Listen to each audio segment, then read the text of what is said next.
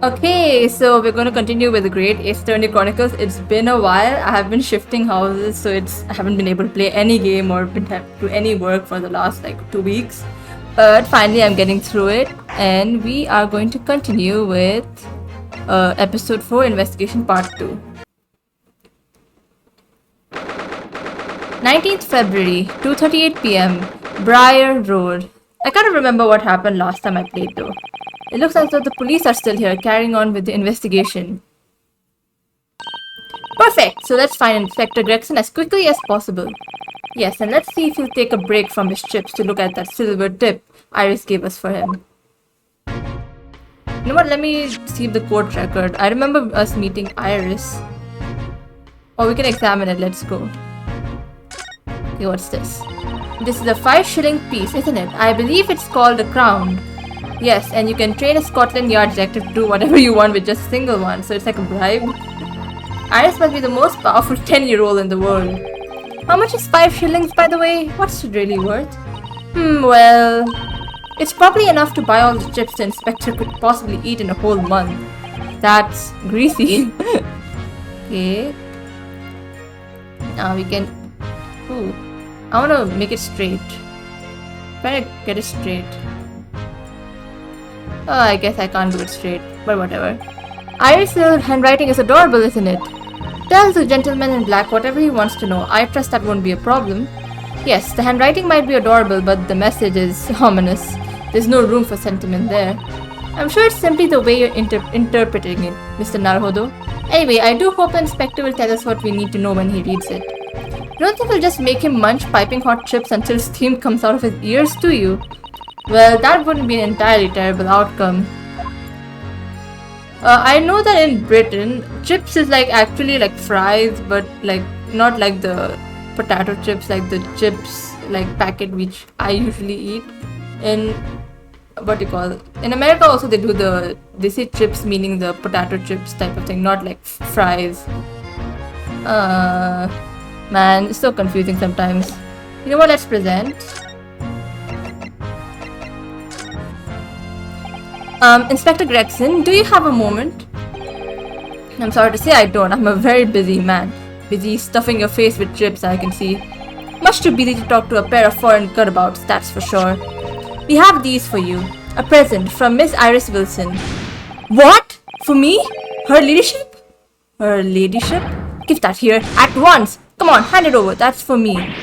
Don't wait for me to give it to you, will you? Better give me information now. What was that coin exactly? It's a silver crown, obviously, but it's a lot more than that. It's, well, it's an appearance fee, that's what it is. An appearance fee?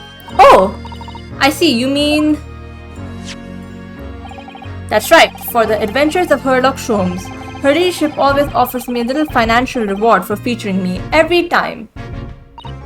Yes, of course. I know all about your exploits, Inspector. I read them avidly. Of course, her using my name without my say-so does make me the butt of a lot of unpleasant jokes, but still. I'm sorry, Inspector, that must be difficult for you. Never you mind that. So, what do you want to know then? Eh? Sorry? Tell the gentleman in black whatever he wants to know. I trust that won't be a problem, it says. Well, obviously it's not a problem. Go on, fire away. What do you want to know? Well, if you wouldn't mind, Inspector, we would very much like to know the address of Mr. Natsume's lodgings. Ah, the little knife-wielding, mustached Japanese fellow? He lives in a right old hovel. It's just over there. Look! Oh, so basically this one. The windowless building? On the first floor of that house, the corner where the wreck of a bicycle propped up. That is nearby indeed. If I remember rightly, the landlord is a Mr. John Garrideb. John Garrideb? I can't find a pun. Right, well, if you see her again, you make sure you give her ladyship my regards, you hear? I mean it, you tell her that Gregson sends his very best wishes. Don't worry, Inspector, we will. Goodbye for now then. And long live her ladyship. Oh my god, shoot. Being controlled by a 10-year-old. Well, at least he told us what we wanted to know before he left. Yes, so then, shall we go and see what we can find in Mr. Natsume's lodgings? Definitely! Okay, so we can move now. I also... Oh, speaking of this, I saw the trailer for the new Miles... Not new, but like, it's the port for the Miles Edgeworth game. I'm so excited. We're going to be playing that after this game. 100%. I'm so excited. Okay, let's go to Mr. Natsume's lodgings. 19th February, Mr. Natsume's lodgings. Oh? Hello, maid. May I help you? Yes, would this be the residence of Mr. John Garrideb? Indeed it would, sir. And who may I say is calling? My name is Ryunosuke Naruhodo. Mr. Naruhodo is representing Mr. Suseki Natsume. I believe he takes lodgings here. We would very much like to ask him some questions about our client. Oh? Why are you so surprised? One moment, please. I shall convey the message to Mr. Garrideb. Did you see that, Miss Sato? That was a real-life English maid. I know, as I understand it, anyone of standing in English society employs a number of household staff. But that was the first time I've ever seen one in the flesh. Oh, this day keeps getting better. Better, oh my god. It certainly feels like we've really arrived now, doesn't it? We need only to meet a butler and the experience will be complete. Well, I'm not sure if I'll go that far, but I understand the sentiment. Thank you for waiting. Mr. Garrideb will see you now. This way. Oh. Examine. Let's examine all these areas. Okay, there's a lot of broken stuff here. Look at this crockery on display here. It's rather unusual, isn't it?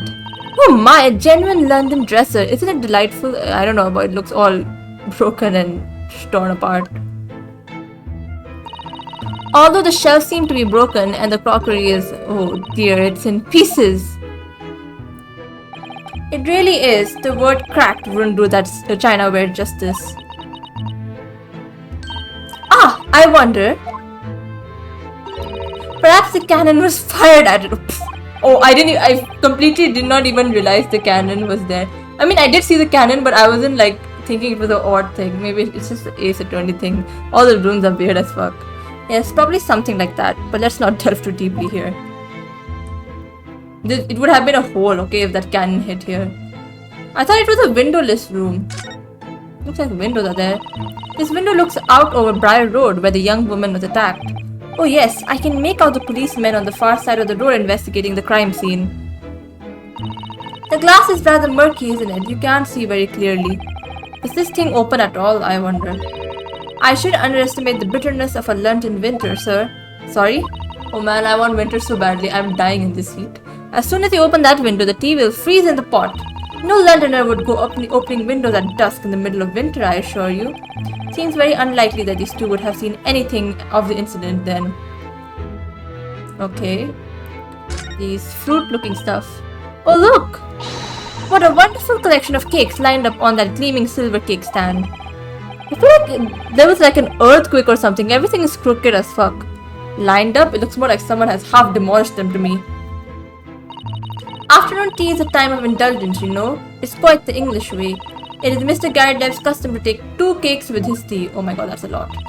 That sounds delightful. I'm not a cake person. I hate birthday cakes also. Like, it's too much, man. Except for cheesecake. I love cheesecake and pineapple cake. But like, it's small, really small amounts. Oh, wait a minute though. There are at least 10 cakes on this cake stand. Well, naturally, and it would never do to waste leftovers. So whatever Mr. Garrideb doesn't eat, I say to myself, Joanne, you should have to tidy up. Okay, so you eat it all. How magnanimous of you. I can't eat that many cakes, man. That's a lot of cakes. Okay, what's this over here? Wait, I can't... Wait. Okay. I thought I could click it, but no. Look at the enormous screen. It must have been put there deliberately, surely. Yes, it certainly seems like someone's trying to hide something from you. What could be behind it, I wonder? I'm going to have a very quick look. Just a little peek. Ahem, ahem! May I? Maybe let's not, Mrs. Atto. I think the maid is going to head us off with a cup of tea. Okay, so maybe there's something behind this. Why is it so murky behind this folding screen? Okay, let's check this. There's a portrait of him. That portrait of Mr. Garrett is glaring at me, I swear. Have you noticed that all the little frames contain photographic prints of Mr. Garrett as well? Yes, and there seems to be a statue of a lion on the mantelpiece as well. Ah, yes, seemed to come back from the local pawnbroker with that little trinket. Seemed to come back? What do you mean? The chap who runs the place, the Bally Wizard, went in to sell him something and came out with that thing. In point of fact, now I think about it, I rather often find myself leaving the place with something I don't need. The lion ornament certainly does seem surplus to requirements. Zato-san doesn't pull her punches, or her throats for that matter. Okay, you can see your medals. That looks like a Medal of Honor and is showcased on a very grand banner. Yes, it's displayed with some pride, I would say. Although it bothers me that it's not straight. Yeah, that's what I've been saying. Everything looks crooked as fuck. What? That old thing? Sorry? I should be glad to see the back of it, but General would turn in his grave if I've disposed of it. The wall's the best place for it. Keeps the bally thing out of my way. It's just been polished to shine by accident, I suppose. There appears to be an inscription on the medal itself. Look! Let me see. It says, for distinguished participation. It's a participation medal. Oh my god. Sounds like the kind of honors even I could be in line for. Well, one doesn't like to blow one's own trumpet, but I was given that for my time in the army. Can't measure an officer by the number of medals to his name, of course. Common knowledge in military circles. Yeah. Okay. What the hell is this? Are these missiles? Are those... Oh, not mortar shells, sorry. Are those mortar shells? They're enormous. I hadn't noticed. What are they doing here? Those old things. Couple of the rounds I accidentally fired into the barracks during training, you know. Became a bit of a colorful regiment folklore, that incident. You mean you deliberately hunted out the spent shells? Well, I wouldn't say deliberately, exactly. They're only scrap iron after all, usually just thrown away, I believe. But you never know when things might come in useful, do you? Useful for what exactly? To destroy a whole town, apparently. Yes, well... Joanne here did manage to knock some of the bally things on my foot the other day while she was dusting. Bro! I was your foot, okay, bro? Oh my god. I also recently, it was not, I didn't break my foot, but it was very close to breaking, like a bone on my foot. It's healed now, but it took me like 2 months for it to like properly heal. I don't know how I even injured myself, that's the big thing, I don't know. Things like that happen to me a lot. Oh no! Hadn't shed a tear since 1869, before then, you know. Oh my god. 1869? Okay, that's 100 years before my dad was born. Maybe reconsider throwing them away. Okay. Let's see this military uniform. That uniform looks fairly ancient, doesn't it? It's clearly been well looked after though. That old thing? Not much better than rags, really. Oh? Wore that ceremonial garb at my retirement bash, you know. But I'm not one for dwelling on the past. Me would have gladly thrown it out, but you know how it is. Bro, don't lie. You're really... you have that prideful military thing. Oh my god, I can't even remember words. You can be prideful, you don't have to hide it. Stop being a tsundere. Anyway, it doesn't hurt to have the odd piece of memorabilia lying around, does it? Oh, I see. Perhaps we should leave the past in the past. Is he like kind of like reminding of it, like, oh, those great old days when I was in the military kind of vibe? Okay, I guess I'm gonna look at the elephant in the room. That's a full-size cannon. What's it doing in here? Oh my, it's real. I thought it might be a replica.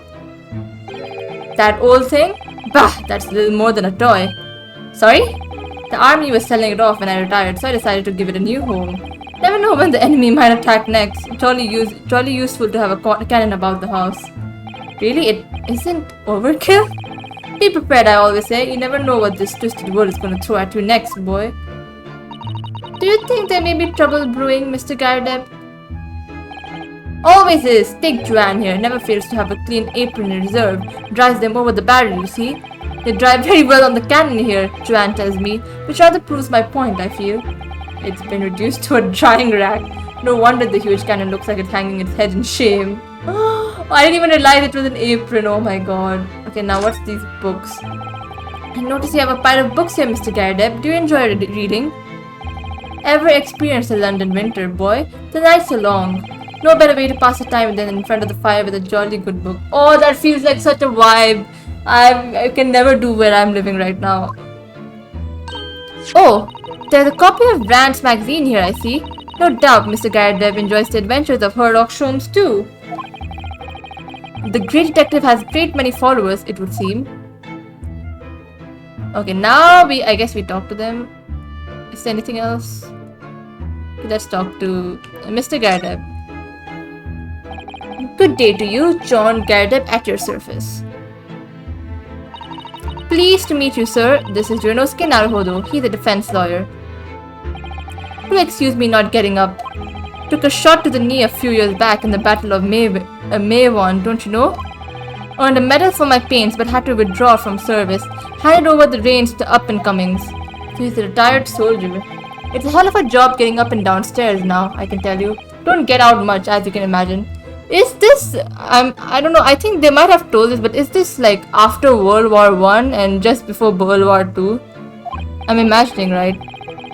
Yes, it's quite a climb up here to the second floor, isn't it? I was panting at the top of the stairs. Or it could be after World War II. I feel like it's too early then. I don't know. You really must take more exercise, Mr. Naruhodo.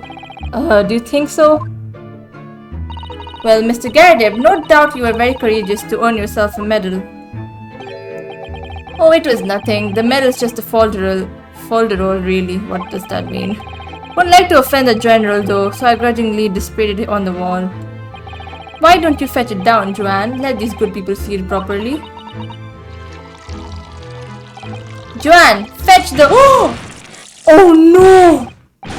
Dash it out, woman! Be careful! Oh dear me, I do beg your pardon, sir. Bro, seeing this reminds me of one time where, like, when my grandmother was a bit younger, like younger, kind of, she made, like, noodles for us, and I was, like, a young kid, so, and she got it for me, and, like, she accidentally dropped it on my thigh, and there was, like, a huge burn mark, and, like, blood was coming out, and for years that burn mark didn't go. And it went during my teenage years, but holy, that was experience getting like hot steaming stuff on your thigh. I can't imagine how Mr. Gardeb is feeling. You jolly nearly took the skin off my hands. I shall be more careful, sir. You're closing your eyes and doing it. Obviously, you'll not be careful. So anyway, there you have it, living the quiet life now. Yes, I see. Now then, I hear you want to know about the chap lodging downstairs, is that right? Yes, we would be very grateful if you could answer some questions for us. Only to please, naturally, especially if it helps to keep the peace here in Blighty. We forged an alliance with the Empire of Japan recently, as I'm sure you're aware. But this case is very much in the public eye, as it were. Oh, is it?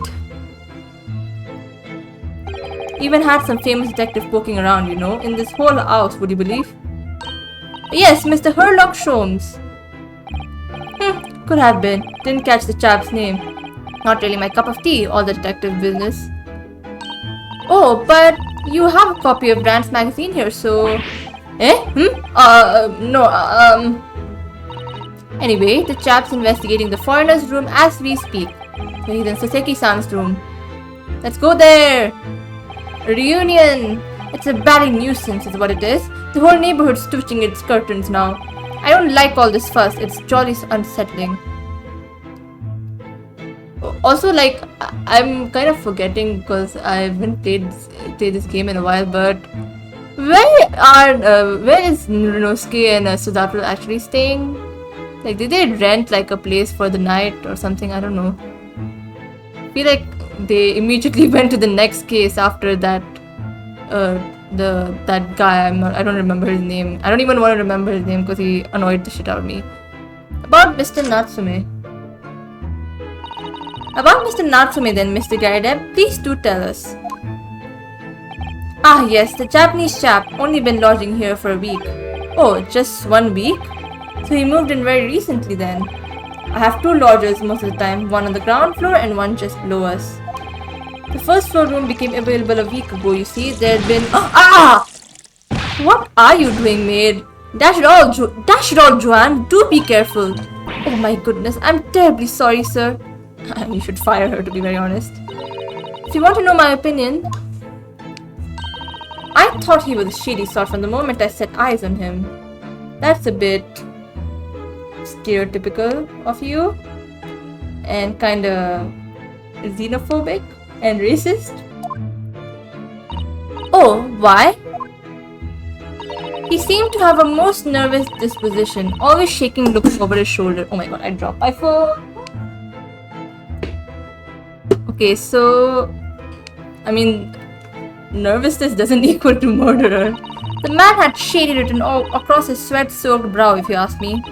I said to myself, Joanne, that man is trouble. Sooner or later, he's going to do something untoward. And I'm rarely wrong about anything. I'm sorry to say, but you're probably wrong on this. You won't be calling this maid as a witness, that's for sure. Was there anything else that struck you as suspicious about the man at all? Yes, oh yes, indeed there was. And she's dying to tell us. Okay, shady lodger. Had you noticed anything else at all about your lodger, Mr. Natsume? Oh no, what okay.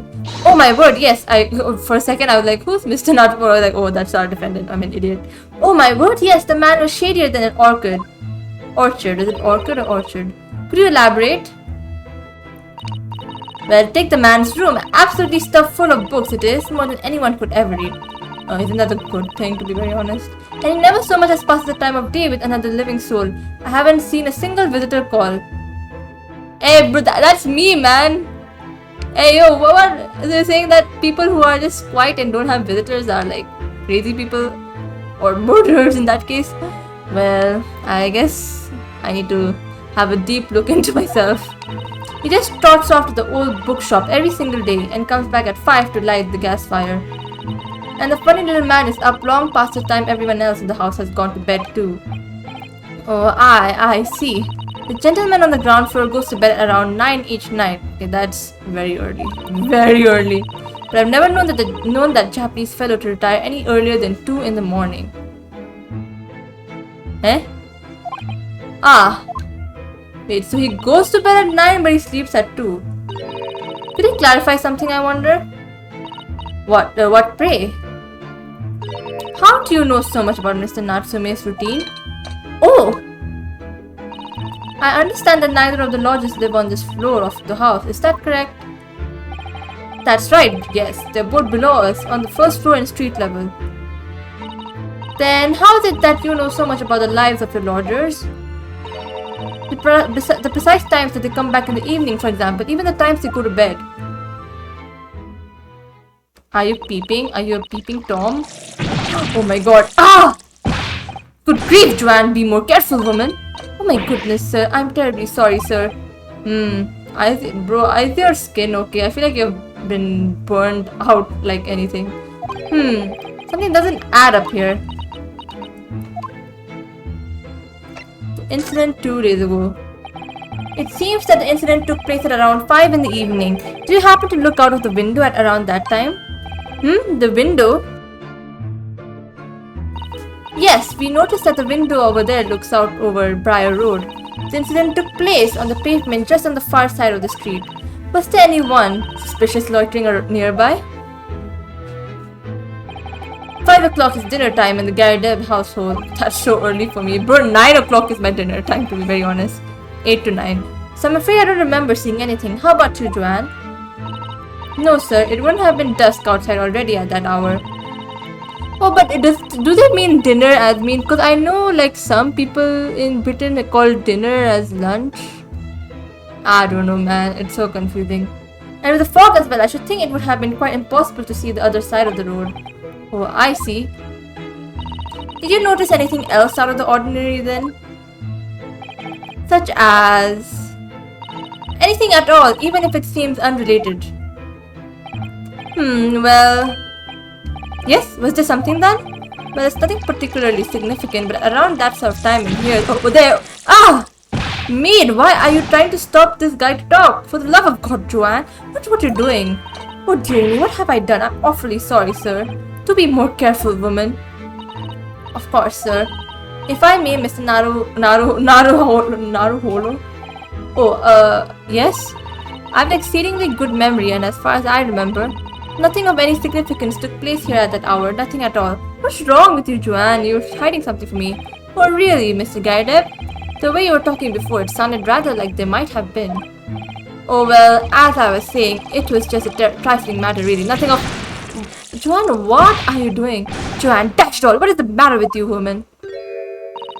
Begging your pardon, sir? Nothing happened. Yes, quite. Bro, this maid is weird.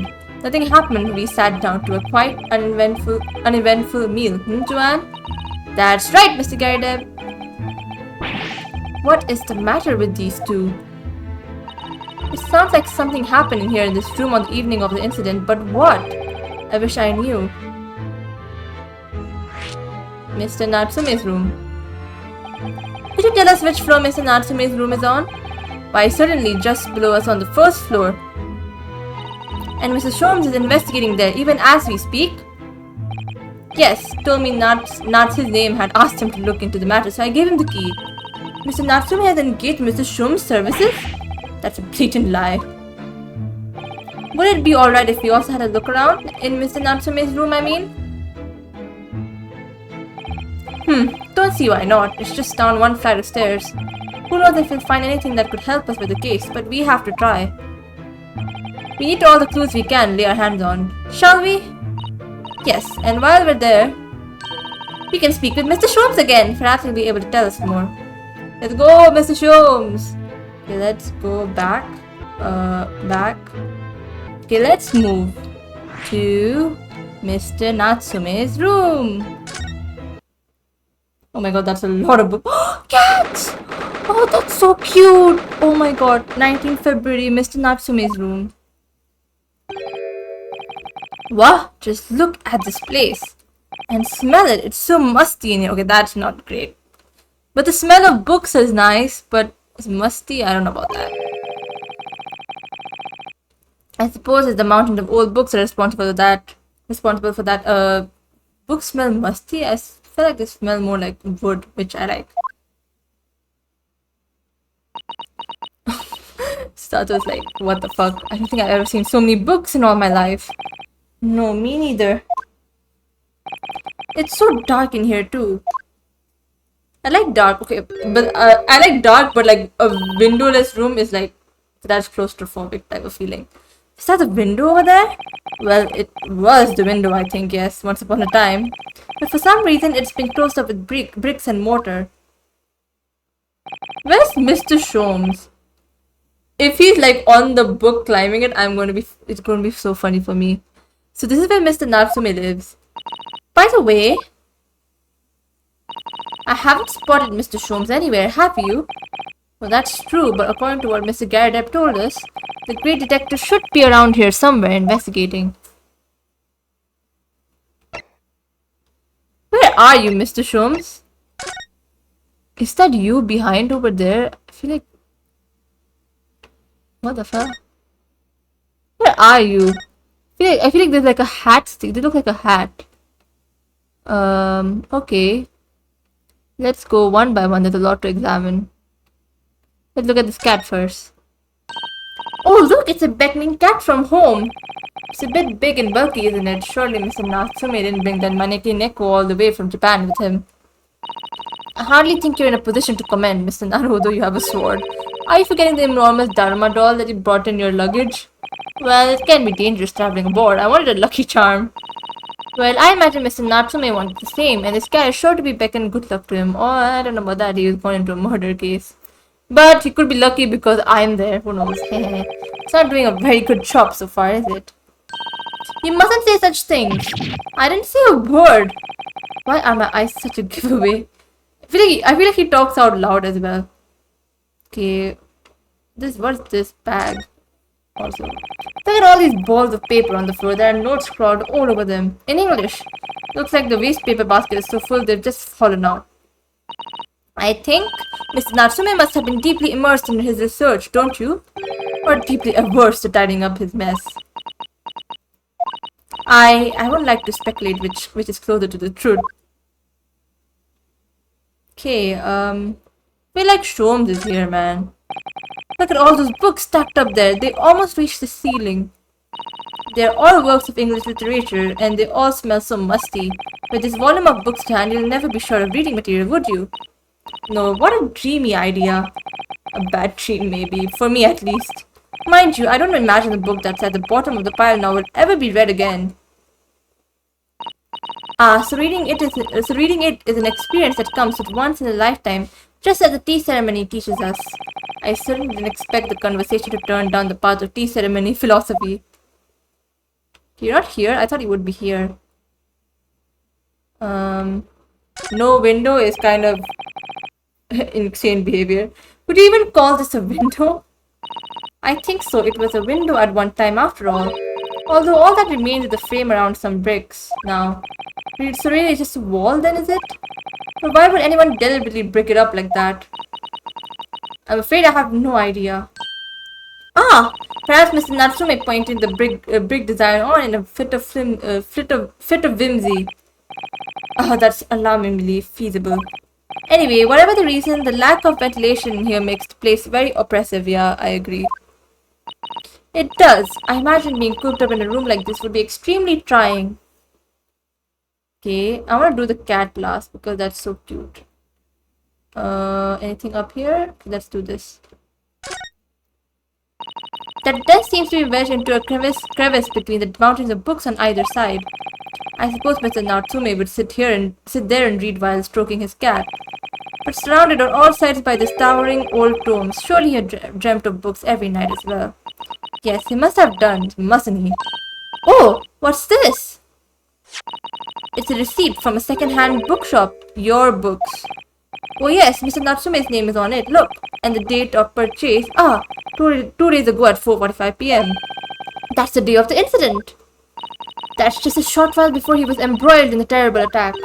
He must have been on his way back from buying some old books.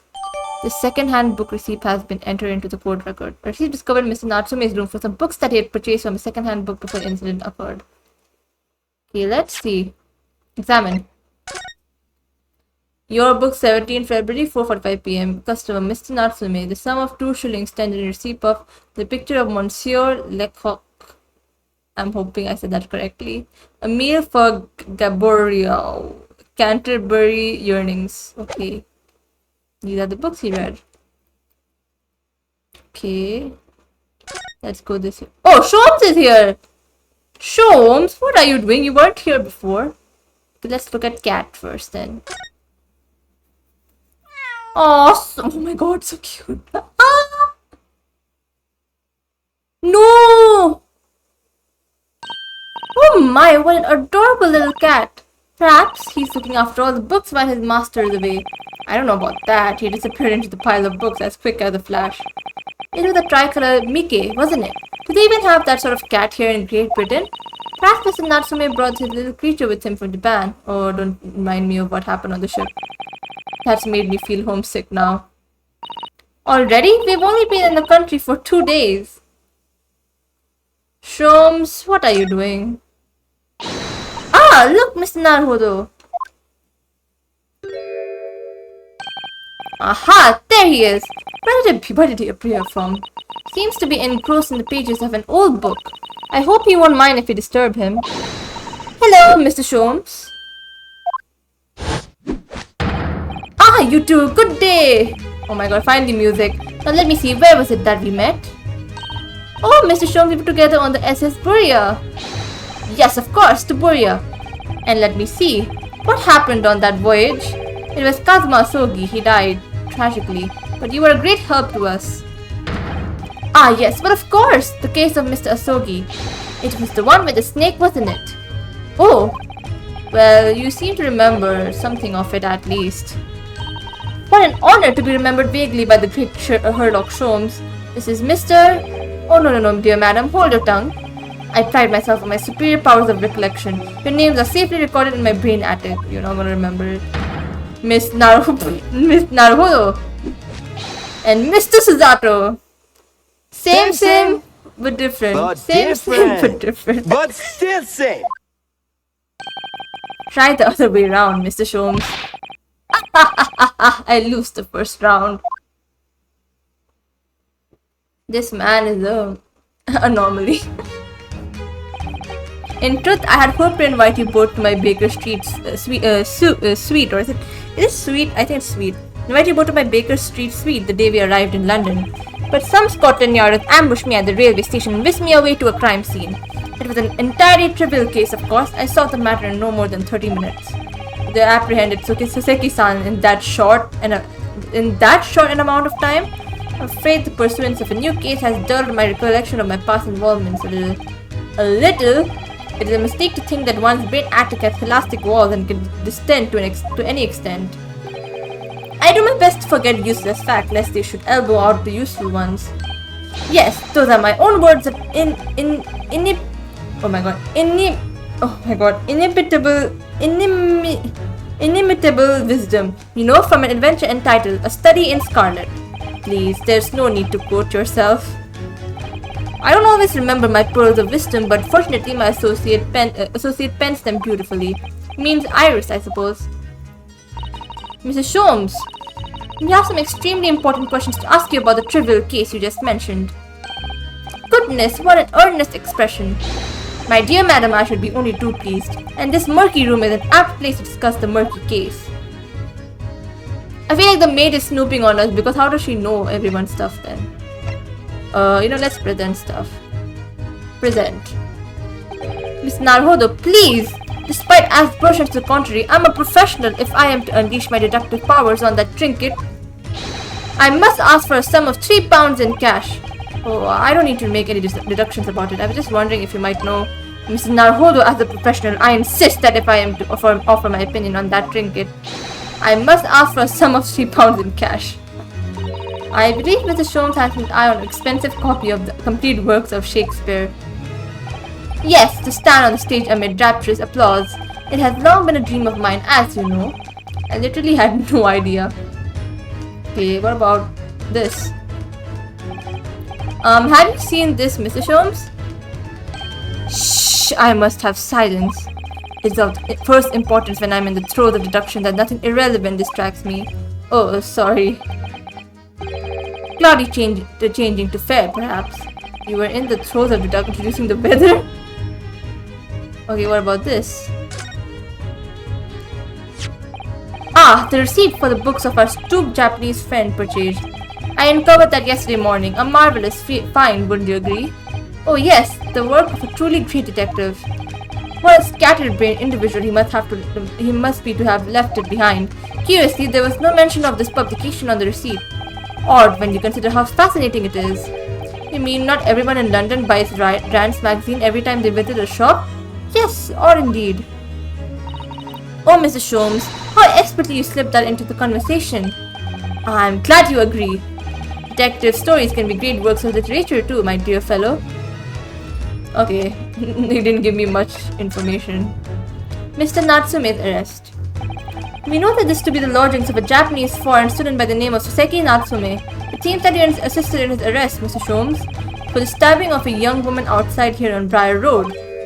Natsume. Yes, I believe it was a name rather along those lines. But Mr. Natsume denies it. Was it really just justifiable to arrest him on so little? I'm sorry, Miss Zato, but I have not the slightest idea what you mean. Huh? I can't believe he was looking Sato-san squarely in the eye while feigning ignorance. I assure you I'm not merely feigning ignorance. It would appear as if the pair of you are under some misapprehension. Oh? How? I assure you I have no recollection of accusing your stupid compatriot of the crime. But that doesn't make sense. The good detective of Scotland Yard made the following request of me, and I quote verbatim. We need you to ascertain the identity and whereabouts of a man seen fleeing the crime scene. Ah, a man seen fleeing. There were a number of books scattered on the pavement at the scene. From the book plates, I was quickly able to determine the bookshop from which they had been purchased. On speaking with the proprietor, I was immediately led to this address. Elementary, wouldn't you say? I believe there's a receipt around here somewhere from the establishment in question. So you don't think Mr. Natsume is the culprit then? That I could not tell you. But it was aggravating my faculties, hence why I returned here. However, this place is such a trove of fascinating books, I found myself quite lost in bibliophilia. Do not be deceived into believing that I am a man of leisure. No, no, no. Oh dear. Mr. Gardeb, the landlord. Ah, tell me, have you encountered the landlord of these lodgings? Yes, Mr. Gardeb, a retired military man. It was the first time I've ever met a soldier from the Great British Institution that is the services. And it was the first time I've ever met a maid from the Great British Institution that is service. Oh god. I didn't think it was that funny. I do apologize. As you may well be aware, many households in London employ a maid. Yes, I read as much in my Great Britain primer. And so, conversely, whether or not a houseful employs a maid has come to betoken the social standing of those dwelling therein. Betoken their social standing? Sorry? Put simply, my dear fellow, those who employ at least a single maid are considered middle class. Those who do not are beneath that. In the upper echelons of society, of course, households employ enough staff to constitute a large family. Goodness, how extraordinary!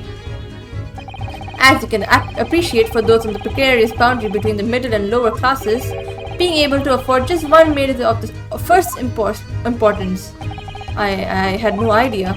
And it is for precisely that reason that I find great stimulation in the situation upstairs, specifically in the retired army veteran, Mr. John Gardeb. Oh? Affable as he is, the fellow's hiding something. Yeah, agreed. Whether or not it imposes on the circumstances of this case, I am as yet unable to ascertain. I feel like the maid is the one who's hiding something. Or maybe the Mr. Gardeb asked the maid to shut him up when he's trying to say something. I'm thoroughly lost on what he means to say. The dingy room. This room is thoroughly suffocating for the soul, my dear fellow. I assure you, my man, whose lot is to dwell in a place such as this will stab somebody sooner or later. Mr. Natsume has stabbed no one. Ah, but sooner or later, as I said. I don't believe that's the issue here. About this dark little room, Mr. Sholmes. Why is there no longer a window? Do you have any idea? No window? Well, I mean, I can clearly see that there is a window of sorts. But it's been completely blocked with bricks. Ah, I see. The answer to that question is quite simple. Window tax. What? Window tax? What is that? Surely not a tax on windows. Precisely that. Oh my god, is this true? Oh my goodness. Until relatively recently, a tax was levied on households in this country with a number of limited. I need to check this out. What the fuck is this? That is insane. What the fuck? This is true, but this is in 1696. This tax was first imposed in England in 1696. It was intended to be a progressive tax in that houses with a smaller number of windows, initially 10, were subject to a 2-shilling house tax but exempt from the window tax. What the fuck? I need to know more about this later. Those of lesser means, having inherited a sizable and costly family home perhaps, rapidly closed windows up, while the rich opened windows here, there and everywhere, in an effort to curry favor with those in power by furnishing them with large sums of tax money. How awful and unjust for forcing people to live in rooms devoid of light. Indeed, disease was rife as a result. So some 40 years ago or thereabouts, the window tax was abolished. Okay, now it's not there, I guess. but its legacy remains, as you can see, in squalid lodgings such as these, for example. Also, wait, I don't. Okay, now that I think about it, 1696. So maybe this is not said after the World Wars. Let me check. Where is Ace Attorney? Okay, it is after thing. It is before after World War One. Okay, I'm correct. Am I? But man, the window tax. I suppose Mr. Natsume's stipend for living here in London isn't very generous, perhaps. It would appear so. I've done a little digging and discovered that these lodgings were offered at an extraordinarily low price. Because the room is so awful, I should think. Apparently, Mr. Natsume only moved in here about 1 week ago. Yes, that's correct. However, I don't believe the low rent is explained by the shabby nature of the accommodation. Oh? Still, there is of little relevance here, a matter not worthy of further attention. I think you should look into it. Are you sure? I'm curious now.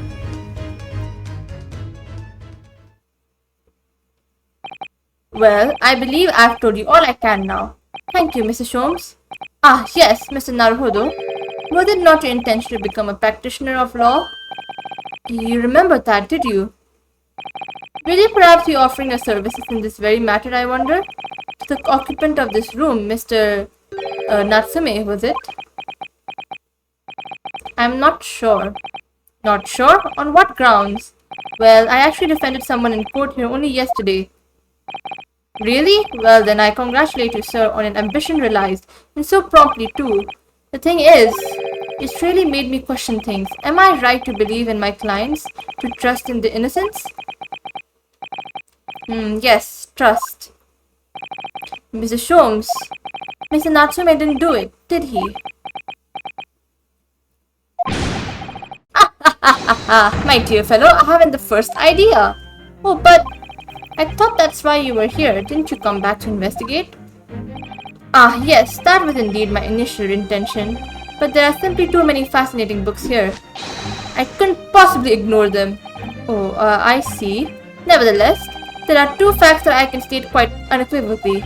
The man who fled the scene of the crime 2 days ago was the Japanese occupant of this room, and there are witnesses who swear to having seen the same man commit the crime. That is all I can say. Ah, and one more thing. Oh, what is it, Mr. Sholmes? Tell us. I cannot say with any certainty whether or not it is of relevance to this case, but I'm quite sure that the retired army man who owns this property is hiding something. Mr. Garideb is. Mr. Sholmes said as much before, actually, didn't he? Anyway, at present, that is really all that plays on my mind in relation to this case.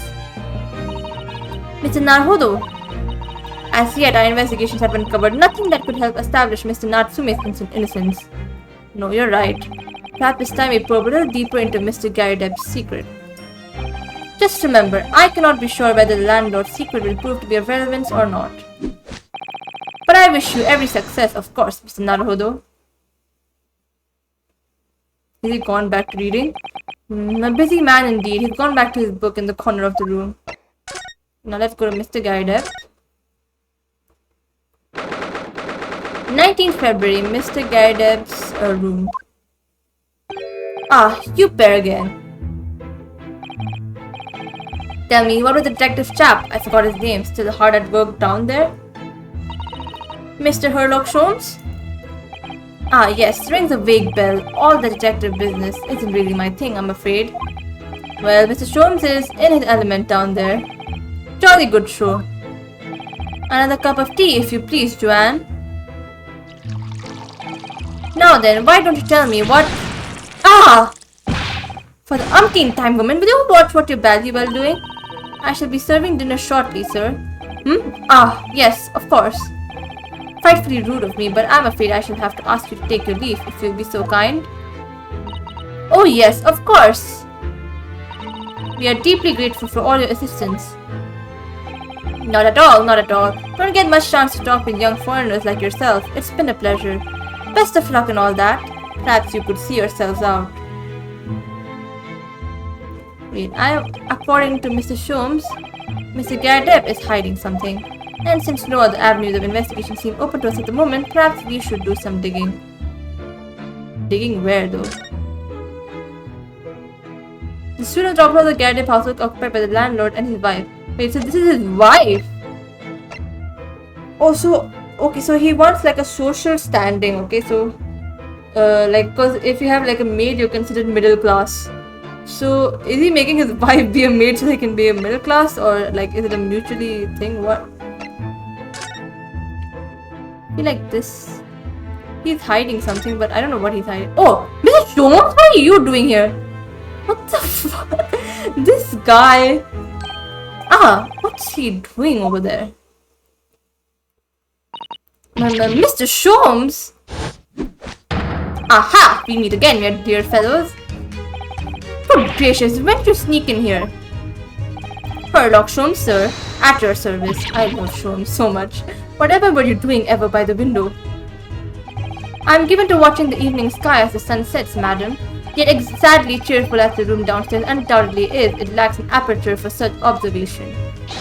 So I took the liberty of borrowing a small corner of space by the window up here. Well, keeping an eye to one's window at dusk is the prudent thing to do in London, I'm gathering. And one other thing, Mr. Naruhodo.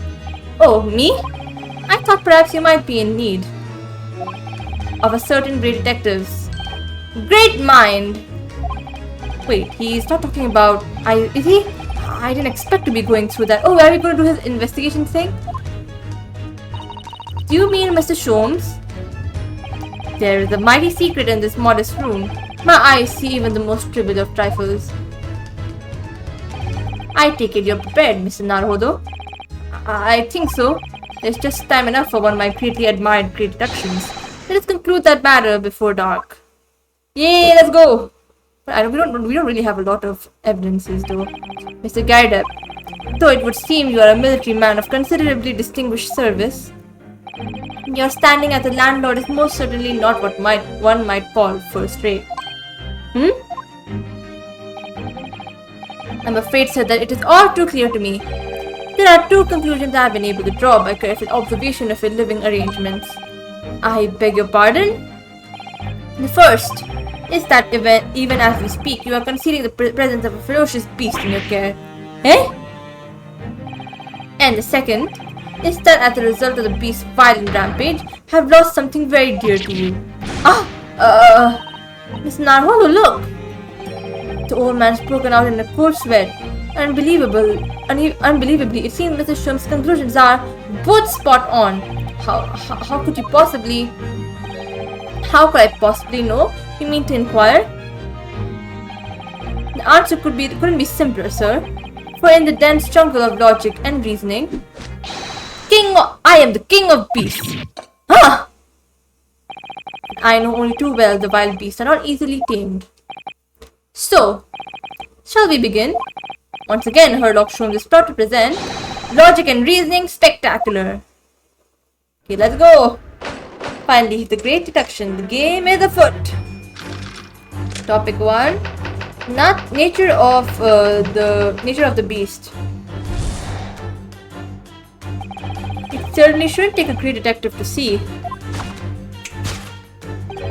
that a fearsome beast has been rampage of late within these four walls. Thus, we are faced with the question, what form might this beast take? Is he looking at his wife? I feel like he's looking at the maid.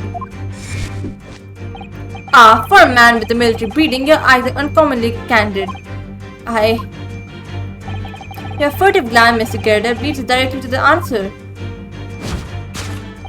The true nature of the beast that has run rampant here is revealed by that lion statue. It's not that, it's the wife. I feel like it's the wife. Yes, to an army man, you appear unimposing at best. A fact that has fueled your admiration for the mighty lion, the king of beasts. What is this piffle, I ask you? In the end, your admiration became so great, in fact, that you had a living, breathing specimen shipped from India, which you tried to keep in this very house. What? Oh, he has a slap on his face. It's that's his wife. Yet living with such a wild beast proved more difficult than he had imagined. The chilling traces of a wild rampage are still very much in evidence. Well, yet as we look around, the beast in question fails to present itself. Where could this angry creature have disappeared to? Madam? Me?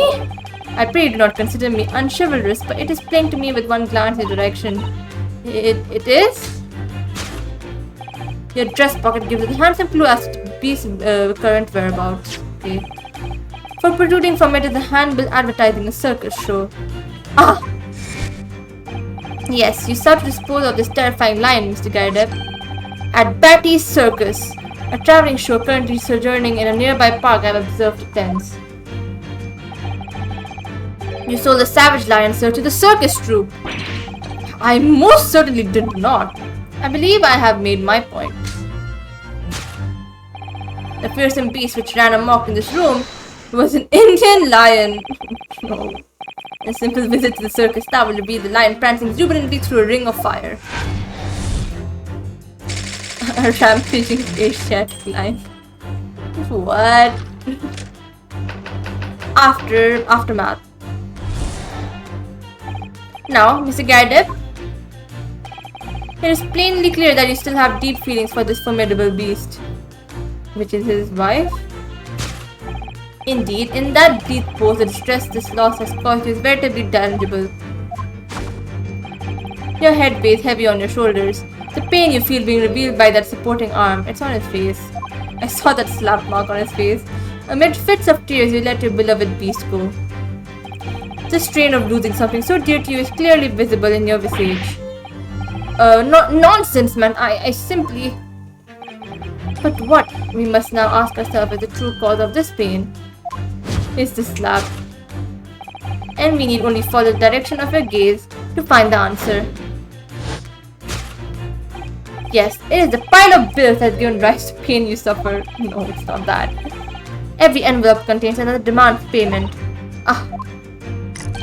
For cartloads of meat, potatoes, wheat, and tea. Indeed, feeding your beloved has had a devastating impact on the financial circumstances of your household. And so you have no choice but to let it go. Yes, well,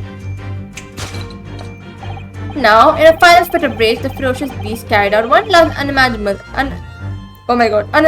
attack. Unimaginable? The aftermath of which can be clearly seen by observing the carpet over there.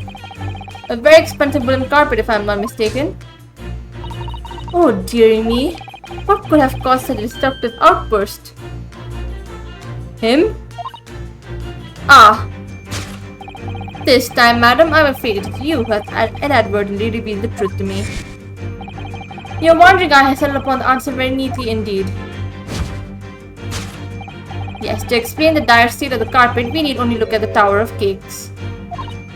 Ah! There is no creature more dangerous on this earth than a beast with an unsatiated appetite. Was it or was it not once said by a certain noblewoman, if they have no bread, let them eat cake? It was Queen... I forgot her name. Oh my god. But she did not say that actually. I remember like it being debunked, but I forgot. Oh my god, how can I forget her name? Yeah, Marie Antoinette. Oh my god, my brain just fogged out her name. But I don't think she said those words. It was just like a thing. I don't think she said it. Food is at the heart of all tragedy, in fact. Whatever do you mean? Having tired of the taste of cake, the beast began to stalk its next prey. I'm sure I need not spell it out the nature of this final act of destruction carried out by the beast. There's only one logical conclusion. Worked into a frenzy by hunger, the lion attacked and ate the carpet. The teeth marks on the carpet are a perfect match with those of a lion I once saw in India. I don't think that is the case, but okay.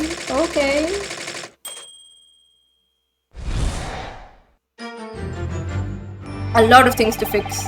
Thus concludes Sherlock Sholmes' great deduction of this beastly puzzle.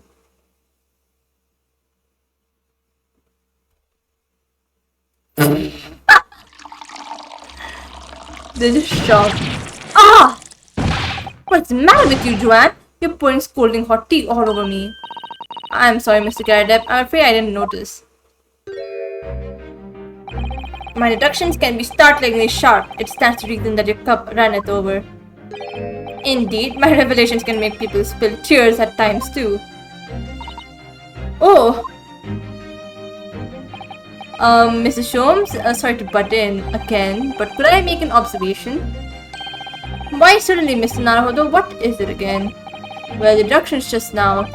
Do you really think a lion could have fit inside a room of this size? Indeed, it is the only explanation for the facts. Terrifying truth all too often lies beyond the realms of common sense. But wouldn't it be an idea to consider what lies inside the realms of common sense as well? But if an encaged lion had run amok in this very room, surely Mr. Gardep and his maid would have been hurt, or worse. Ah, that's where you are stuck. No doubt the former military man held his own against the beast using that large cannon. No! I thought he said they sold the lion to the circus.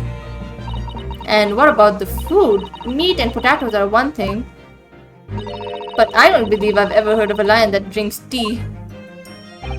Ah, my dear Mrs. Zato, it occurs to me with some regularity that irrespective of race and breeding, whenever anyone lands on Great British soil, they're infused with a highly appropriate taste for afternoon tea. I'm never gonna like tea. I'm so sorry, Sholmes. Oh, what a glorious notion. Well then, Mr. Naruhodo, it's your turn to shine again. I had a feeling that was coming. A slight massage, that's all Mr. Sholmes' deductions need. You can do it. Excellent, I've been waiting for my trusty partner in deduction to step forward, Mr. Naruhodo. We don't even know yet whether or not this is going to help with Mr. Natsume's case. Still, uncovering the truth is always worthwhile, whatever the motivation.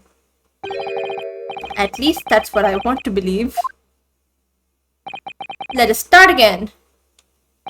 From the beginning of Herlock Sholmes, logic and reasoning spectacular. Okay, let's do it. Course correction. Hold it, Mr. Sholmes. Okay, let's go.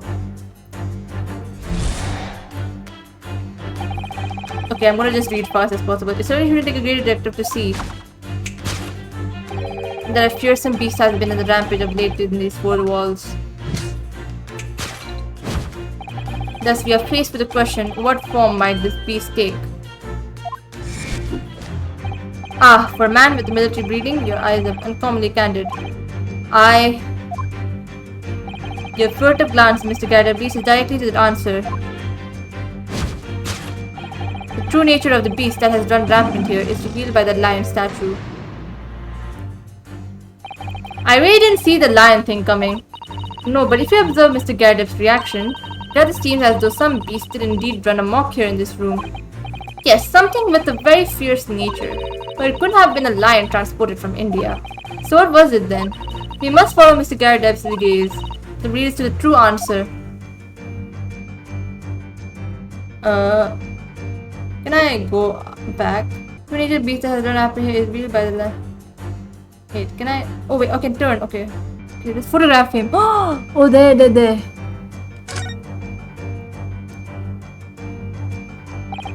What's this photograph? It appears to be from Mr. Gardep's wedding. He looks very happy, doesn't he? He does, but you can't make out his bride. No, how unfortunate. Something must have struck the glass directly over the woman's face. I wonder what happened. Probably best not to delve too deeply there. The glass is broken, so you can't see the bride's face at all.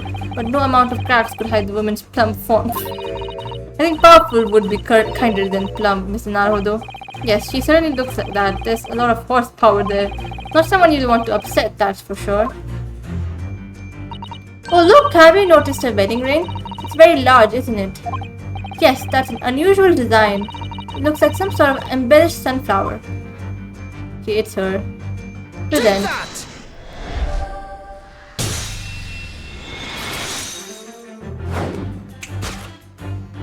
The true nature of the beast that has run rampant here is revealed by the newlywed bride. Precisely, Mr. Naruhodo. No other explanation could possibly fit.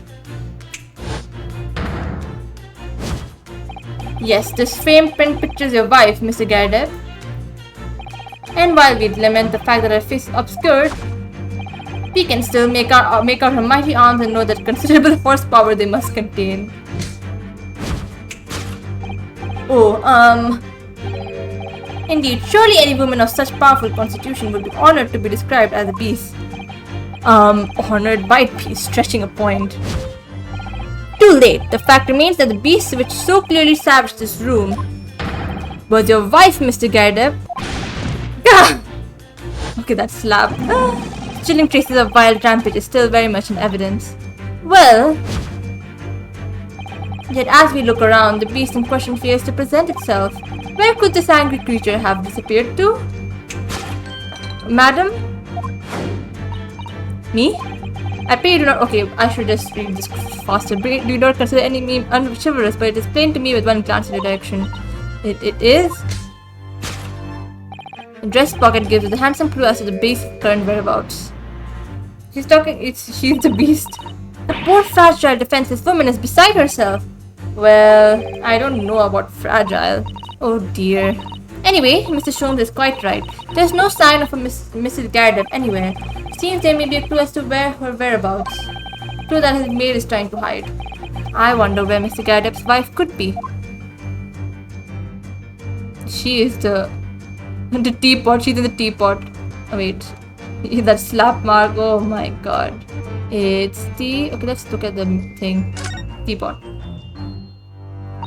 What a charming little teapot, and it's in pristine condition. Joanne has been pouring some deliciously fragrant tea from it for Mr. Gardep, hasn't she? Well, not so much for Mr. Gardep as on Mr. Gardep, wouldn't you say? Don't dream of drawing attention to it. Okay, it's the maid. But I'm atop. Two tightly shut eyes to avoid even the chance of a giveaway glance. Pursed lips to prevent any secrets from slipping out. Rounded cheeks to deflect any abuse that might be hurled her way. Yes, this is an unnervingly powerful woman, Mr. Dato. It's your turn of phrase that's unnerving, Mr. Naruhodo. Let's present. Take that! Huh? I am not even sure if I should voice this. It's impossible to believe it could be true, yet for some reason the thought came into my mind that this serving maid is in fact a mighty goddess of destruction.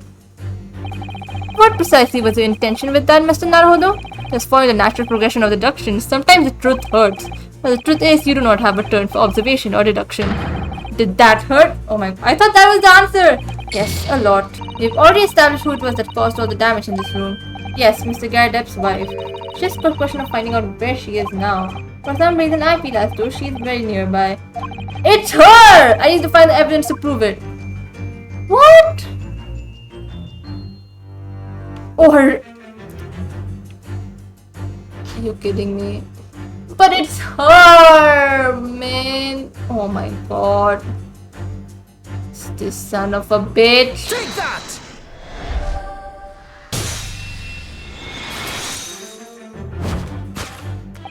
Your wedding ring gives us a handsome clue as to the beast's current whereabouts. Ah! Indeed it does. That flowery band gleaming on your finger gives you away.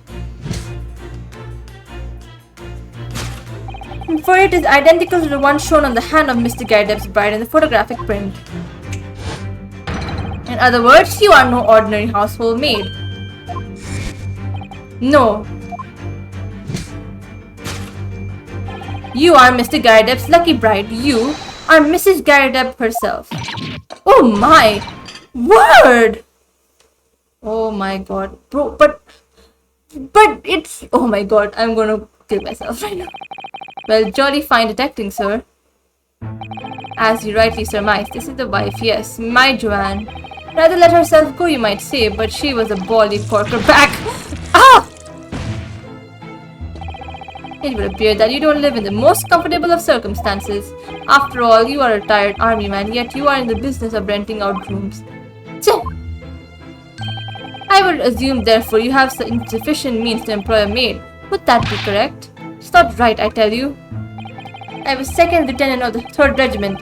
A man has his pride, don't you know? By golly, it's a sorry thing when a chap can't even afford to have a single maid in his employ. Yes, here in London one is rather judged. A household cannot be considered worthy of society if it employs no staff at all. Though in my considered opinion, such concerns about appearances are folly.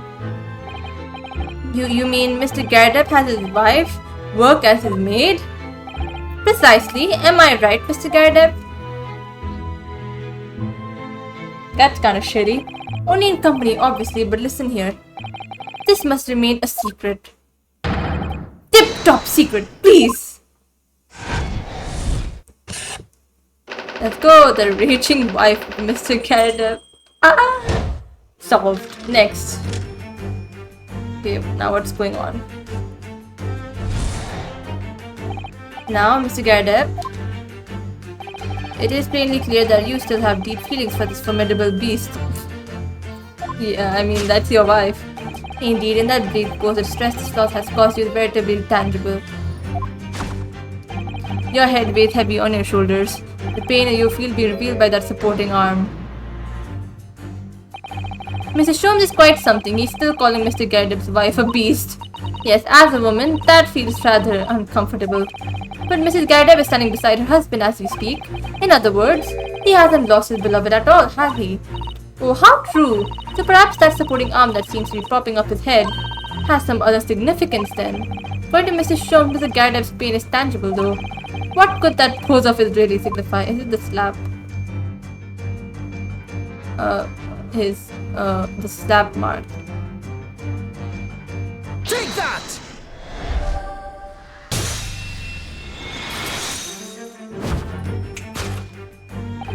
Your head weighs heavy on your shoulders, the pain you feel being revealed by that slapped cheek. And of course, the deliverer of the impressive mark on a cheek that refuses to fade was you, Madame Joanne Garrett. Oh, she's gonna cry. Well, yes. You have been desperate to hide the slap mark on your cheek, sir. Ah!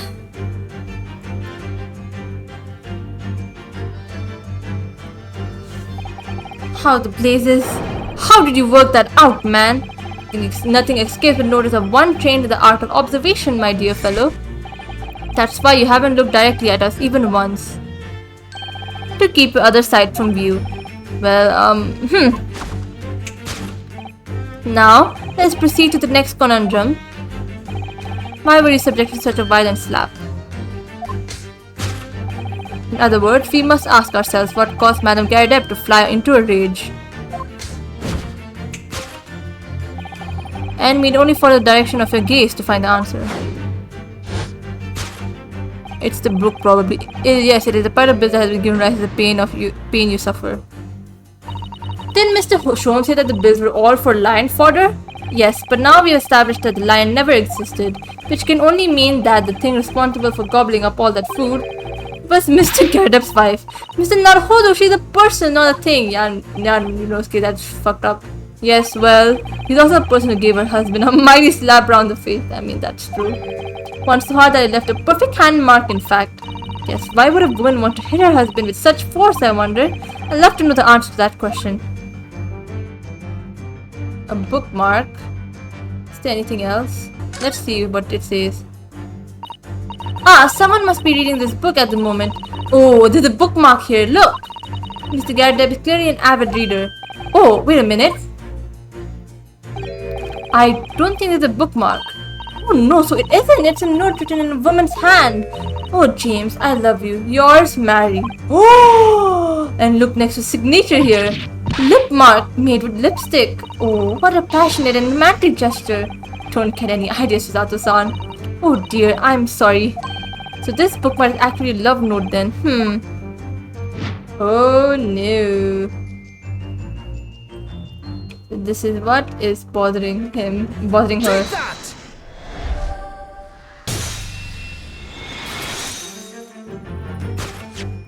Yes, it is this love note that has given rise to the pain you suffer. Oh, James, I love you. Yours, Mary. Passionate indeed. Perhaps the sender of this note is a certain Miss Mary. Is the fly in the ointment here? Oh my god. Ka! But I don't know the Bally woman. You don't know her? That note wasn't written to me. It was just in the book. I don't know how it got there. It was just in there, you say? That's right. That's what I've been saying. Gah! A likely story. Now listen here, Joanne, old thing. I explained at the time. I bought the book at the second-hand place and that note was already happened in there. So the previous owner of the book was using the note as a bookmark, you mean? That's right. That's what I've been saying. Ah!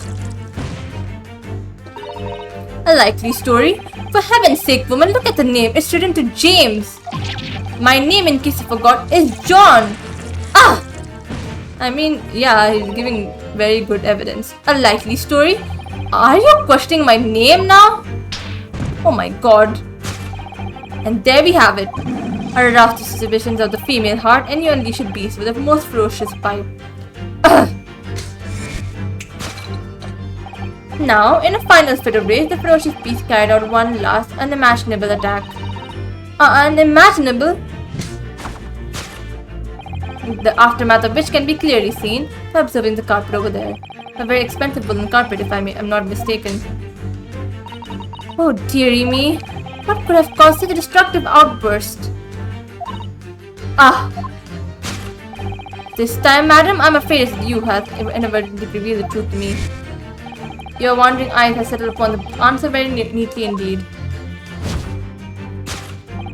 Yes, to explain the dire state of the carpet, we need only look at the Tower of Cakes. But surely Mrs. Garrett didn't eat the carpet. No, of course not. But there doesn't seem to be any doubt. That state of disarray that this room is in is a result of her wild temper. So that's true. So this is the last part of Mr. Sholmes' deduction that we need to fix. We need only to follow Mrs. Garrett's gaze and that will tell us the real answer. Alright, let's see what we can see. Yes! Circus handbill, candlestick. It's probably the candlestick, right? This looks like a very old candlestick, doesn't it? The base looks too small, sure it's very unstable. It looks to me like even the slightest knock would make it topple over. Oh dear, that would be dangerous. Wait, take a closer look at this. There's one candle missing. Yes, I didn't notice that before. Why is that, I wonder? Why is one candle of the three missing from its holder? Let's look at this as well. This is an advertising handbill for the circus. Patty's Circus. It's in a nearby park. Isn't it the same as the one we saw earlier? The one that was folded up in Mrs. Garrett's pocket? Perhaps they'd be very great circus lovers. It couldn't be that the Hungry Lion is somehow involved again here, could it? Oh dear, I do hope not. It is this. Take that!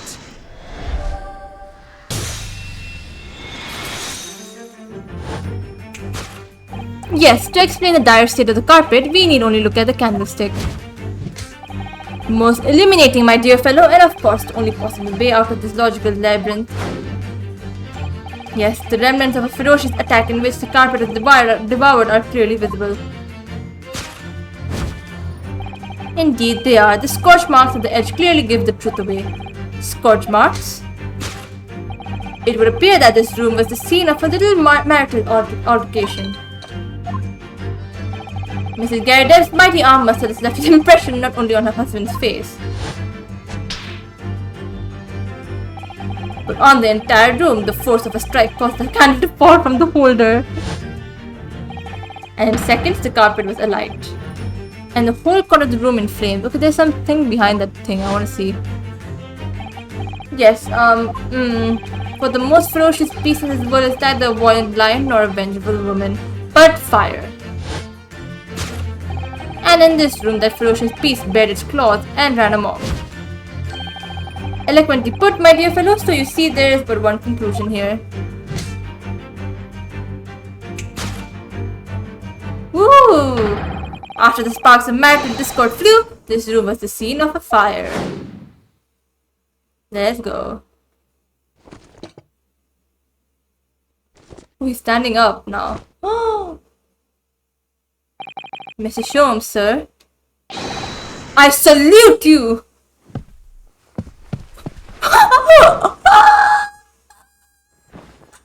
That's so funny, dude. What the fuck was that?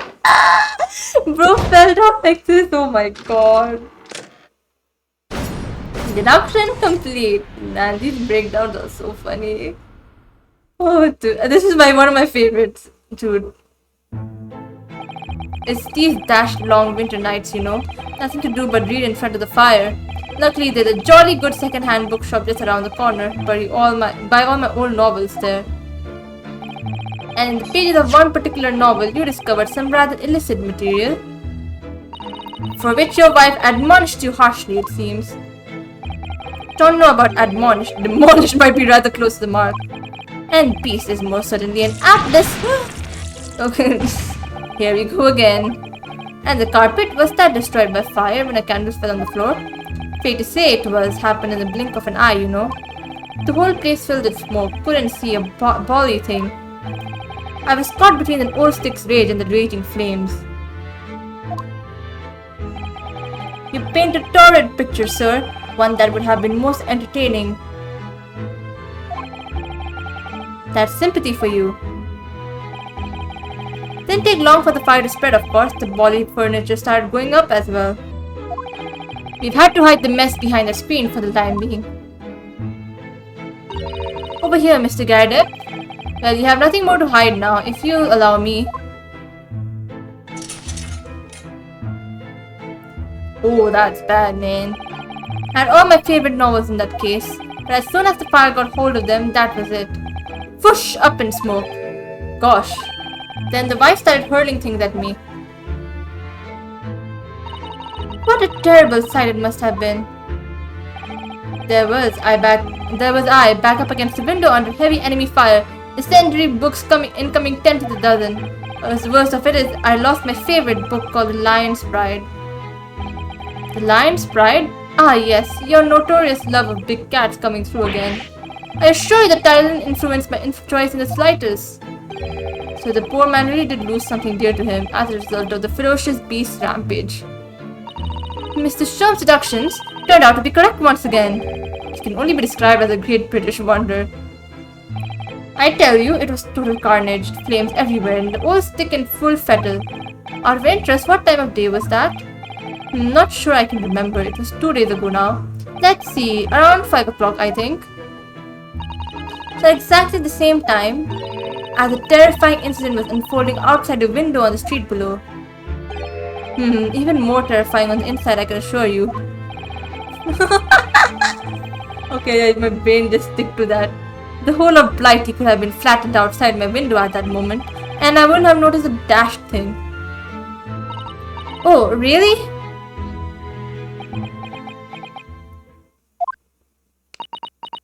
Okay, they're hiding something more. Mr. Sholmes? Yes, Mrs. Naruhodo, what can I do for you? Well, I think we've got to the bottom of Mr. Garadeb's situation now, but what does it have to do with Mr. Natsume's circumstances? I can't help you there, I'm afraid. What? My dear fellow, if you recall, I did say as much from the outset. I warned you that although I knew the retired army man is to be hiding something, I could not be sure whether his secret would prove to be of relevance or not. I just knew you were going to say that. Now, Mr. Naruhodo, you mustn't lose heart. Bear in mind that all things fall into one of only two categories, those relevant to the case and those not. That makes no sense to me. Well, no matter. It is of far greater importance that you make up your mind now. Sorry? Visiting hours at the prison will soon be over. Oh no, is it that time already? If we are to accept Mr. Natsume's case, we have official paperwork to attend to. So that's it. No more time to think. Perhaps you'd like to betake yourselves to bidding us farewell now? I must prepare supper for Mr. Garadeb. Oh, yes, I'm so sorry. Thank you both very much for your time.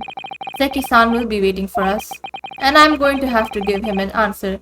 We still haven't found out why, how do they know, like, the people's routines, like, how do they know Natsume's routine and when he went to sleep and stuff. Okay, let's move, let's go to prison. Let's go to prison. 19 February, Briar Road. It's time, Mr. Naruhodo, we must hurry back to the prison. Yes, I know, let's hail a carriage. Oh, what's the matter?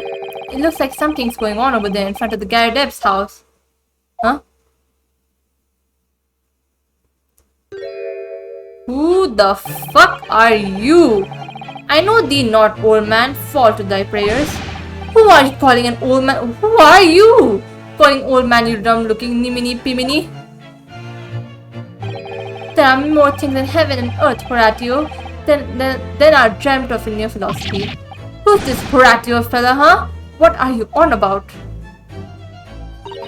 Excuse me? What the? Who are you now? I'm sorry, it's just looked as though there might be some problem here. And my associate here, Mr. Ryonosuke Naruhodo, is a lawyer, you see. A lawyer? What? If I can be of any assistance, I'll be happy to help. I'm from Japan, but I have studied English law.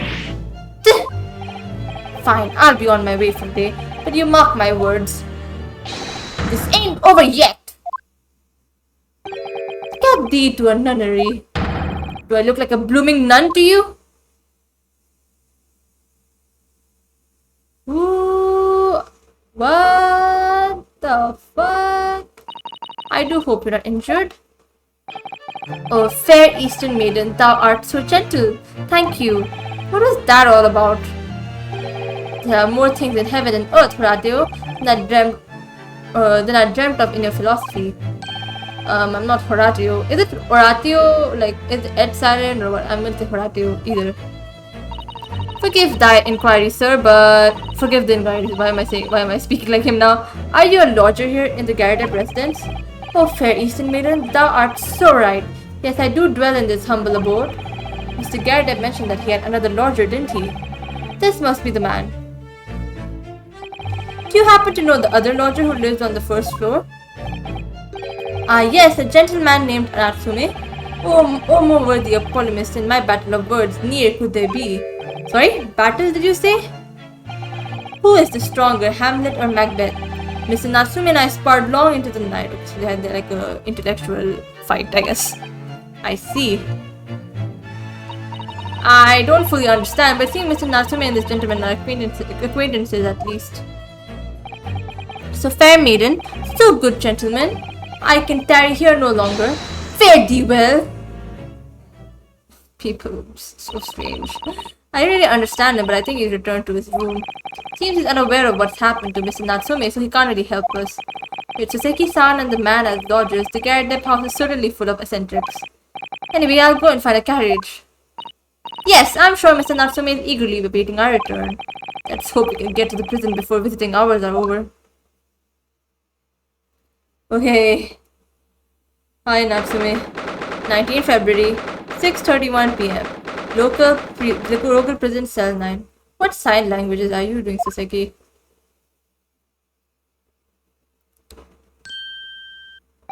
Hello?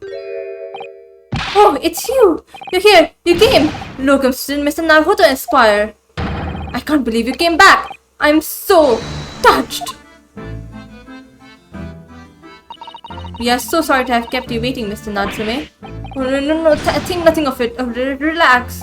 If I were a cat, I would purr with pleasure at the company of such fine compatriots. Noble, nurturing, never failing Nipponese!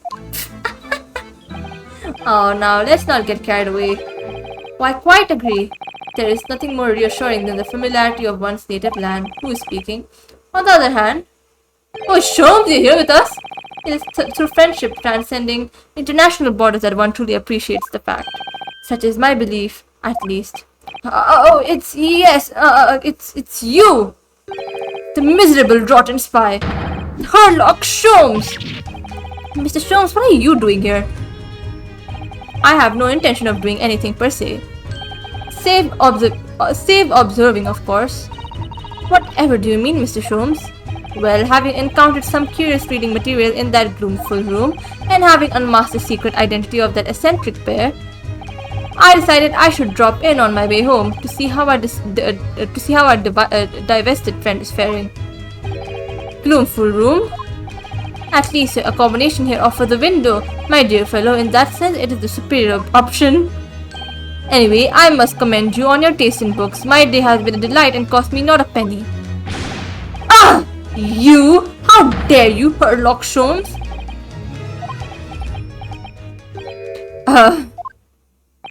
I've had it. I'm through. I'm at the end of my rope. I should never have come to Great Britain. It was a terrible mistake. Haunted by spirits in those accursed lodgings. No doubt my luck will be cursed in tomorrow's trial as well. My whole life is but be damned. What are you thinking, Mr. Naruhodo? He mentioned that once before, didn't he? That his lodgings were cursed, I mean. And there is much truth in Mr. Mustache's words. What? Cursed is a wholly appropriate description, I would say, for the man's lodging, and indeed for tomorrow's trial. What's that supposed to mean? Okay, let's converse. Oh, wait, let's present this. Mr. Natsume, would you take this and... Oh, the sheer joy of a gift from my fellow countrymen. The complete kindness of kith and kin. Oh no, sorry, I just wanted to show you. The complete cruelty of kith and kin. Oops. Okay, now we show this. We found this receipt in your room, Mr. Natsume. That's right, I went out to buy some new old books. Isn't that a contradiction in terms? And it was on your way back to your room that you saw the woman being stabbed. She's dead, I thought to myself. She's dead! My mind went completely blank. Before I knew it, I was back in my room, trembling like a leaf. The bookworm hoping to worm his way out of a bad situation. Mr. Naruhodo, please do be careful not to think such disparaging thoughts. How could you possibly know? Okay, let's now converse with you. Curse trial. Mr. Natsume, what did you mean by what you just said now? About the trial tomorrow being cursed? Oh no, why are you looking so grave? You're making me nervous. I was just getting carried away, that's all. I didn't mean anything by it. Oh, I see. That's really agitated him. You don't mean the trial really is cursed somehow? Are you referring to the prosecutor, the Reaper of the Bailey? The Reaper? Oh no, what do you mean? Please tell me. Summarize it succinctly in 16 salient words. No defendant has ever survived a trial in which the Reaper stands for the prosecution. Ever. So why are we telling him this? Oh my goodness, can it really be true? That was 16 words exactly. My god. Yesterday, Mr. Naruhodo successfully defended someone against the Reaper. But then, after the trial was over, the defendant passed away in unusual circumstances. Mr. McGill did. What? Ah, I'm impressed, Mrs. Zato. You have an eye for detail. Actually, the Lord Chief Justice told us. Mr. Sholmes. Sure, it can't be that, having failed to have the accused convicted, Lord Van Zeek killed the man himself. Oh no, he couldn't have, surely. You have some wonderful notions. Sorry? The man isn't a mass murderer, he's a court prosecutor, my dear fellow. Oh, yes. Why, of course he is. Oh, of course he is? Then why are you trying to scare me? It could be said, however, that the real truth about the man is even more terrifying than your hypothesis. What on earth do you mean by that? The Reaper. Oh god. But he's hot. Van Zeek's a quite exceptional man. However, in London courts of law, exceptional does not equate to winning every case without exception. Ah! That's good!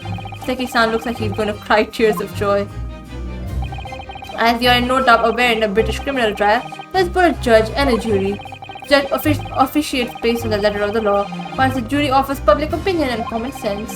It is an excellent system whereby the defendant's guilt is considered from several points of view. However, public opinion in particular is somewhat easily manipulated. Right. Criminals and corrupt lawyers, for that matter, can use it to their advantage, by any means at their disposal, contriving evidence, calling impostors as witnesses, and so on. By such underhand means, those who would want to are able to sway the jury, which means that even in the light of irrefutable evidence, the prosecution can fail. But it means the wrong verdict can be passed. And sadly, is from time to time, my dear madam, is simply the reality of the situation. And that's alright. However, those indicted by Lord Van Zeek cannot escape justice. Their fate is sealed. Oh my! The abjuration may see them leave the courtroom with their freedom. Within months, they all disappear. It is most striking. Disappear? But how? Ah, by all manner of misfortune, sir. Perhaps they are trampled under a passing carriage. Perhaps they fall into the Thames and drown. Perhaps they are suddenly overcome by a raging fever. Or perhaps attacked by a highwayman.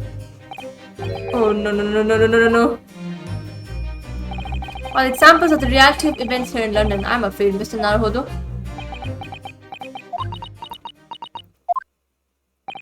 Huh. I knew it. I am a dead dodo done for doomed! Hey, I don't know what to say to that. When you said accursed lodgings before, you were referring to your room in Mr. Garadep's house, I assume. Do you mean to say you believe the place is cursed? It's been a year now since I came to Great Britain, but I've only been in London a week before I started to notice strange feelings in myself. That didn't take long then. Everywhere I looked, there were foreign faces staring at me, laughing behind my back. I was sure people were talking about me. I started to become nervous about going outside. They were always staring at me, all the time, from dawn till dusk. So I shut myself away in my room. But even that didn't help. The fear wouldn't go away. You must have been very lonely having been away from your homeland for such a long time. I've had to move a number of times, most recently to the room on Briar Road, a week ago now. Yes, why did you choose there? Seems a little inconvenient. The rent is cheap. I have so little money it appealed to me straight away. Of course I asked why it was so affordable. The landlord just simpered and said, "The room is cursed." Oops! He quickly tried to cover his mistake, but it was too late. So I told him, "If you have something to say, then say it, but if not, don't mention it in the first place." Yes, well said. But it was true. It was all true. I mean, the room really is cursed then? Ever since I moved into that windowless hellhole, my sleep has been plagued with nightmares. I awake feeling as though I'm being choked to death. And in my waking hours, people are stabbed in front of me as I walk down the street. I'm branded a killer, thrown in prison. Nobody wants to know me. I'm surrounded by scary, sinister spirits. Only there was someone, just one person on my side. Can no one find it in his or her heart to believe in me? Really no one at all? Oh, that's so sad. To believe. Yes, to believe. To believe. Oh my god, that's a literal dialogue option. Mr. Sholmes? Ah, me, Mr. Naruhodo, pray, what can I do for you? It's about the case on the SS Buria, if you recall. The Buria. Ah, that case. The one with the snake? Well, yes. At that time, I was a suspect, but you believed in me and listened to my side of the story. And you helped us to investigate. I did I? Interesting. What I want to know is, why? Why did you believe me? I see, yes. You mean, because you were a grimly dressed, shady Eastern fellow found with the victim in a locked room? Well, if you like, yes. I'm a little surprised that the answer requires explanation, my dear fellow. It's quite simple, really. You said, I didn't do it. But I could have been lying. Surely you must have had your doubts. You must have suspected me a little. I think perhaps you have misunderstood. I neither recall believing in you, nor in that which you were telling me. What?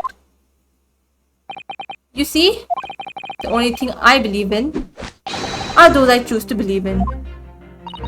What? What do you mean, Mr. Sholmes?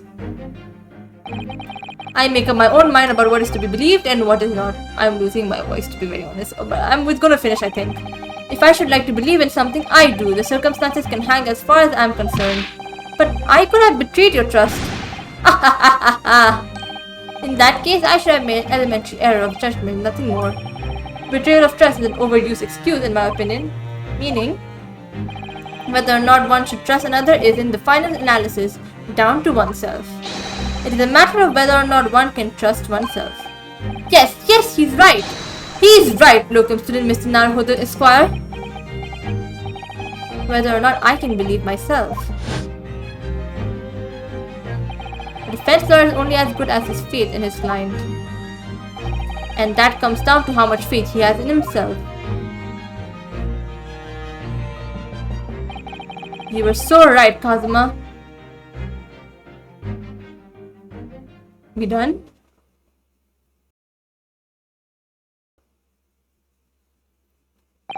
Well, my dear fellows, it's time we were leaving, I believe. Already? Visiting hours are over, the guard will be here shortly to escort us out. There is a restaurant near here that serves excellent trout. Would you care to join me? Oh dear, there is never enough time, is there? Come on, Rinosuke. Mr. Natsume, if you like, in the trial tomorrow, I'll be happy to represent you.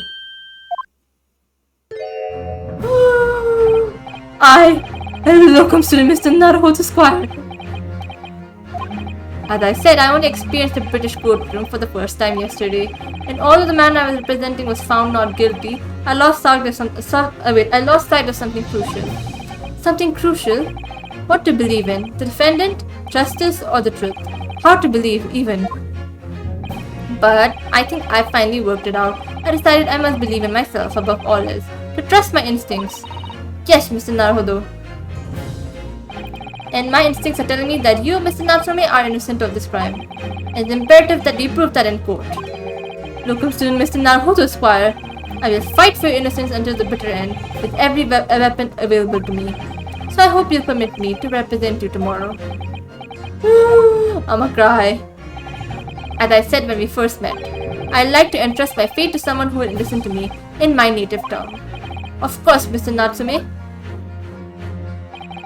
It would be fair to say, Mr. Naruhodo, that your mind was in many ways made up from the outset. You merely needed the events of today to fully realize it. Yes, I think you're right about that. It's been a roundabout journey, but I got there in the end.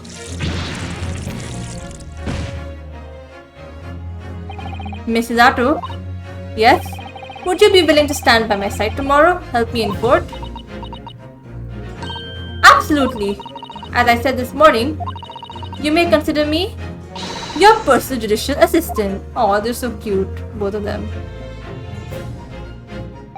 The shocking events of yesterday's trial still weigh heavily on my mind. But it's time to stop looking backwards. Kazuma believed in me, and Mrs. Sholmes believes in me now too. So it's time that I learn to believe in myself. Seki-san has no one. He's all alone, so it's my job to help him to fight his corner. Tomorrow, in the courtroom, with all the strength I can muster. Let's go. Hopefully to the end. To the end. Yes, to be continued. Whew. Oh my god, I'm losing my voice. But that was great. That was a great part 2.